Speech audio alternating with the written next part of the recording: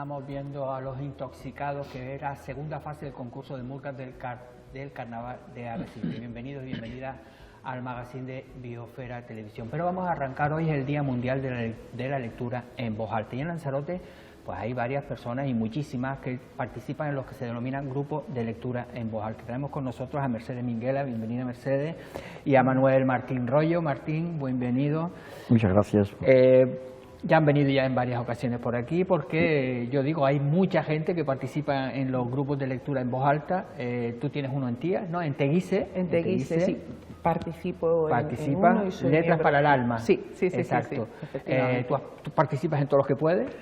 Sí, no, la verdad que sí, ¿no? En todos los que puedes, pero también con la Academia de las Ciencias, ¿no? Sí, Hay uno que es también veladas literarias, ¿no? sí, las veladas literarias que hace la Academia normalmente las organizo, ¿no? Cada año, sobre todo en otoño, se hace la jornada, la semana literaria de otoño, que se llaman así, donde, bueno, pues va gente a leer en voz alta. Bueno, la lectura en voz alta, que yo no sé si se ha ido perdiendo, no, ya hasta en los colegios, no lo sé, la verdad, no sé si se ha ido perdiendo, pero para ti, ¿qué significa la lectura en voz alta, Mercedes? Pues la lectura en voz alta es una manera de transmitir a alguien que te está escuchando la emoción de un texto.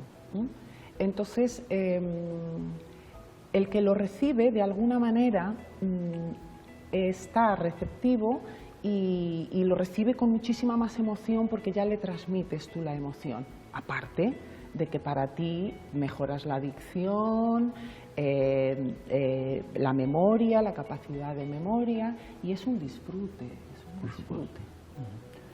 Manuel, para ti. Era la forma normal de leer, se leía en voz alta, por dos razones muy sencillas. Una, porque el 99,99% de la población era analfabeta, y además porque no había libros. Los libros eran manuscritos y estaban en manos de unos pocos. Entonces, la única forma de hacerlo llegar era, había unos lectores que leían para los demás esos libros. O sea, era la forma tradicional.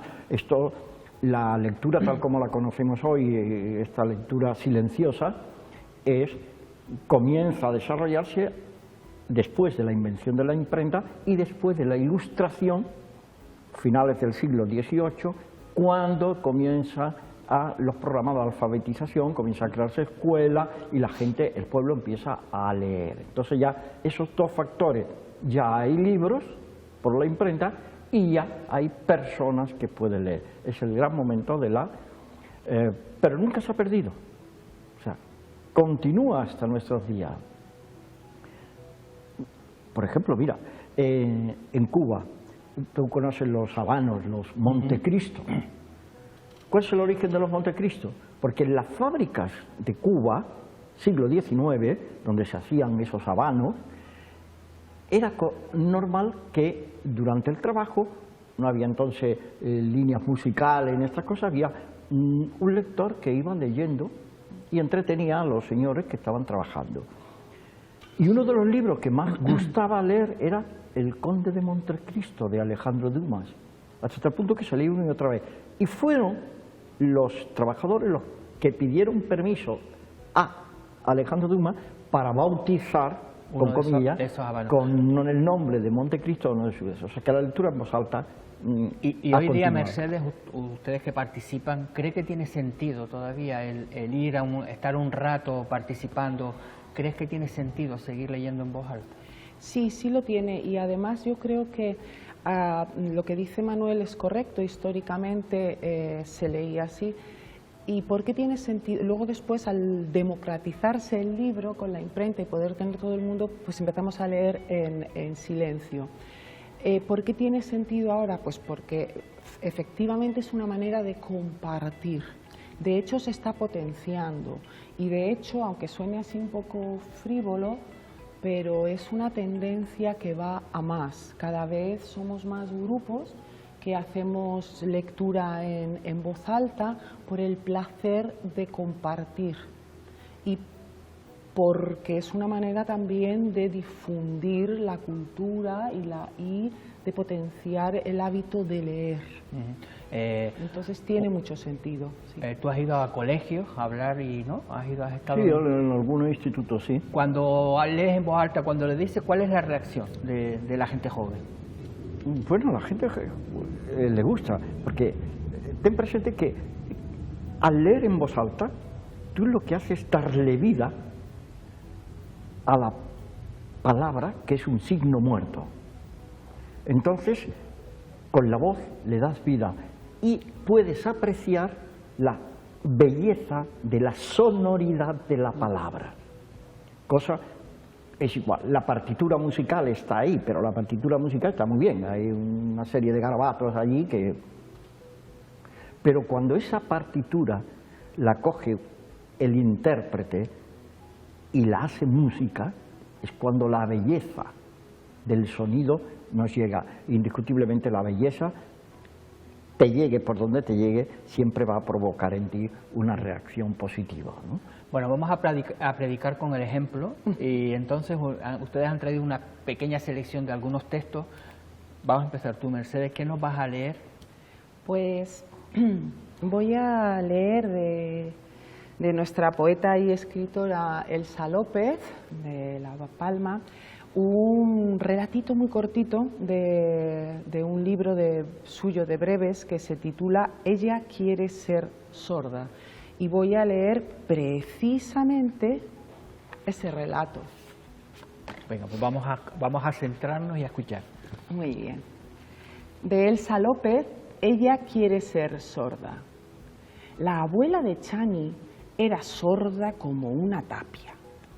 Le hablaban a gritos y ella como si nada. La hija y las hermanas decidieron comprarle un sonotone, el más caro del mercado y el mejor. Era ligero, de un material antiinflamatorio de plástico ultrafino y de una transparencia casi como la del cristal. La madre sonrió al ver el aparatito sobre la mesa de mármol. Miró a las hijas y volvió a sonreír. ¿Qué es eso?, preguntó. Un sonotone, le explicaron, un aparato capaz de hacer oír las cosas más difíciles de oír. Se aclaran los sonidos y se escuchan más nítidos. Uno escucha lo que hablan los de alrededor, las cosas que cuentan, los tonos en que lo cuentan. Uno puede escuchar cualquier cosa. Ruidos, la gente al pasar, las bicicletas, los niños al salir de la escuela, lo que pasa en casa o en la calle. La viejita seguía sonriendo. Había leído de sus labios parte de lo que contaban. Está bien, pero yo no quiero oír nada de eso. Yo quiero ser sorda, dijo, y se volvió a quedar dormida plácidamente. Elsa López, Manuel, tú has elegido, ¿no?, este año a un lanzaroteño, a Ángel Guerra, se va a ser el protagonista del Día de las Letras Canarias y tú has querido también hacer un pequeño homenaje, ¿no?, a ese escritor. Sí, porque bueno, ya que el gobierno de Canarias este año se durmió y prácticamente vino a finales de enero a decir quién era el autor homenajeado. Bueno, pero como ha sido uno de Lanzarote, eso se lo vamos a perdonar. Bueno, sí, pero... Sí, la próxima vez que lo hagan un poquito antes. Y además cae en pleno carnaval, o sea que... Bueno, yo he elegido un fragmentito de Ángel Guerra, de un relato que él escribió en 1911 y que se llama El Justicia en el Año, en el Llano. Y me pareció interesante, dice, era aperreado el oficio. Tenían que correr de un extremo a otro de la isla, y todo para sacar un mísero jornal. Con mil fatigas, a fuerza de privaciones, podían ir sacando adelante la vida. En aquel camino acechaban a las lavanderas otros enemigos con los que veíanse obligada a mantener heroicas luchas. Ya eran los camellos en celo sueltos dueños del llano, que corrían a su placer y que acometían a cuantos seres humanos se encontrasen en sus frenéticas andanzas. Ora eran los cabreros, que ocultos en alguna covacha o bien escondidos tras de las aulagas salvajes, de pronto la sorprendían, asaltándola con acometidas brutales, enardecidos a la desesperanza. Este es el texto. Mercedes, tú, para alguien que quiera que lea, pero ¿qué consejos daría para leer en voz alta? Es decir, hay que hacerlo en solitario, tener a alguien al lado. ¿Cómo crees tú que hay que empezar a leer en voz alta? Primero tú solo, aunque piensen que estás loca, tú te pones ahí en tu casa y coges tu libro y lees en voz alta, porque tú misma te autopercibes. Cuando yo he estudiado para quedarme mejor con las cosas en voz alta, yo creo que eso lo hemos hecho todos. Entonces yo diría, lee tú primero en voz alta, escúchate y después puedes ya empezar a leer en público. Ponle emoción. Tienes que para leer en público es bueno que conozcas previamente el texto, porque así sabes dónde tienes que hacer las pausas y dónde no. Pero una vez que has cogido esa costumbre, tampoco tienes que ensayarlo tanto. Lo lees y ya rápidamente. Quizá es un poquito más difícil leer la poesía. La poesía tienes que leerla varias veces porque suelen ser cosas que no son tan evidentes ni tan descriptivas, se suele hablar mucho en metáfora, con figuras literarias, pero a mí me encanta leer poesía en voz alta. Manuel, alguien puede decir el hacer el ridículo, ¿no? A veces tenemos ese miedo a hacer el ridículo. Ustedes están acostumbrados ya a leer, mira, están leyendo en la televisión, leen. Para perder, ¿realmente hay que decir hay que perder el ridículo o tenemos que olvidarnos de eso? Yo creo que hay que olvidarse de eso, ¿no? Simplemente, en primer lugar, leer en voz alta no es hacer un espectáculo de entrada, o sea, es simplemente leer. Y como yo digo siempre, a leer se aprende leyendo. Igual que a montar en bicicleta, aprendes montando en bicicleta, pues a leer aprendes leyendo. ¿Cómo hay que...? Pues reunirte con un círculo de amigos, de gente, y leerle, oye, os voy a leer esto, y cuando lo vayas practicando, pues seguramente que lo vas a hacer mejor. Una forma, hoy fácil, todo el mundo tenemos en el bolsillo un telefonillo de estos, y esos telefonillos tienen grabadora, y es tan fácil como grabarte y escucharte. Lo que pasa es que a veces cuando nos escuchamos parece que suena otra voz diferente que no es la tuya, ¿no? Sí, pero eso se corrige también, ¿no? O sea, tú lo ves, ay, no me gusta, pues míralo, escúchalo otra vez, a ver, ¿qué es lo que no te gusta? Pues el sonido, porque he hecho pausas que no es, porque he leído demasiado rápido, que es el gran fallo normalmente, que el que lee, por el miedo escénico, tiende a leer rápido. Claro, a leer, y la lectura en voz alta es al contrario, hay que leer muy pausado, y aunque tú estás leyendo y te parece que estás leyendo muy despacio, si después te escuchas verás que no, que estás leyendo muy, muy rápido, ¿no? Entonces es cuestión de práctica, de ponerse, de hacerlo, de intentar. Después, claro, hay otras cosas que no dependen de ti, que tengas una voz más o menos bonita, como le puede ocurrir a un cantante, ¿no? Depende de cómo lo haga. Y una cosa importante es que el lector puede cambiar el sentido del texto, o sea, el texto escrito es más del lector que del autor, porque yo lo puedo interpretar. Me acuerdo hace años había en Radio Nacional un programa de música clásica y ponían, por ejemplo, arias, ¿no? La misma aria cantada por diferentes personas. ¿Y cómo era diferente? Cuando la cantaba Alfredo Carabu o la cantaba Plácido Domingo, ¿no? Era el mismo aria, pero sonaba diferente. Pues lo mismo pasa con la lectura en voz alta. Y yo puedo coger el texto y leerlo, ella lo lee de otra forma y va a salir otra cosa. ¿Por qué? Porque yo voy a hacer hincapié en una palabra que ella va a obviar y va a hacerlo en otra. Entonces que el lector se convierte en autor. Bueno, el otro texto que vas a leer ahora es poesía, ¿no? Sí, voy a leer poesía. Cuéntanos de quién es.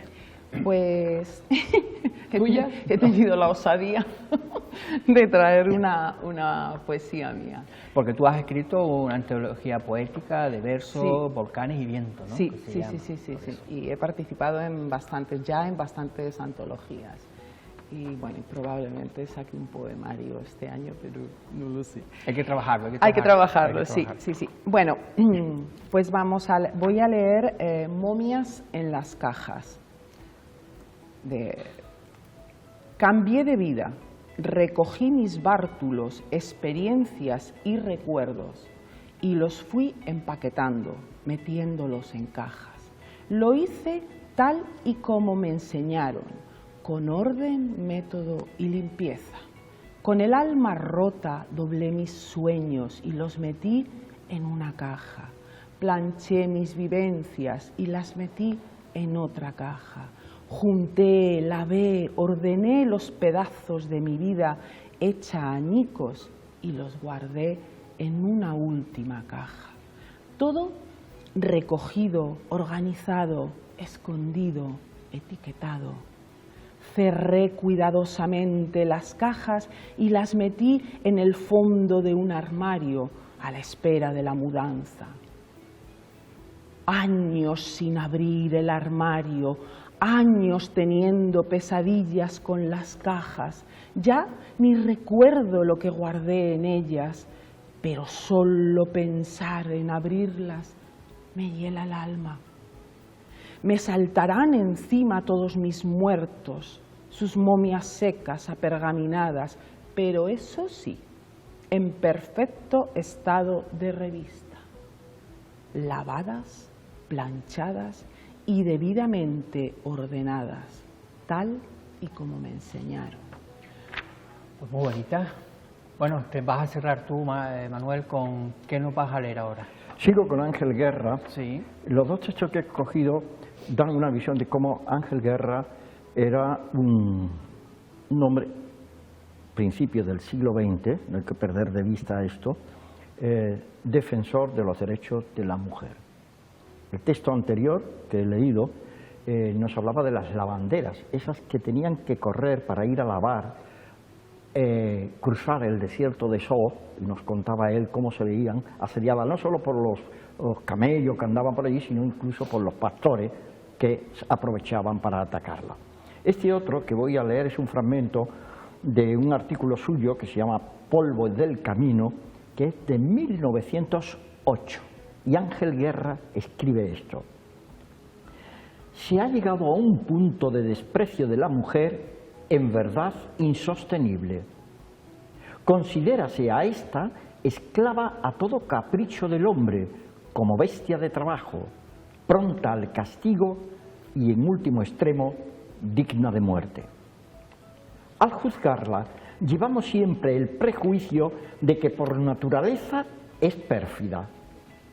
Su traición, en caso de que la haya, lleva consigo la pena. Y esos dramas trágicos de pasión en que una mujer muere cosida a puñalada por su marido o por su amante, siempre el matador encuentra en su abono la locura de los celos y el punto de honra. Y en cambio, a la víctima se le pone estigma de infidelidad infamante y se insulta su memoria con una reputación de hembra despreciable a quien ni la santidad del morir redime. Los crímenes pasionales son el pan nuestro de cada día. Mejor sería quizá entregarlos al brazo reparador de la justicia y que allá los jueces se la vieran con ellos. Pienso, no obstante, que dado el carácter social que entraña, corresponde también a los escritores, por las condiciones de publicidad y de reincidencia que les prestan síntomas de un verdadero estado de alarma nacional, estudiarlos y combatirlos. Que entregarlos al silencio envuelve una complicidad en el delito. Esto es de 1908. Bueno, y esto es ahora actual, así que gracias por venir a los dos, por celebrar con nosotros el Día de la Lectura en Voz Alta. contigo, Mercedes, y con Manuel ya estaremos en contacto porque vas a organizar algún que otro evento por ahí y ya estaremos en contacto y los traeremos aquí para conocerles. Vale. Gracias a los dos, ya saben, anímense a leer en voz alta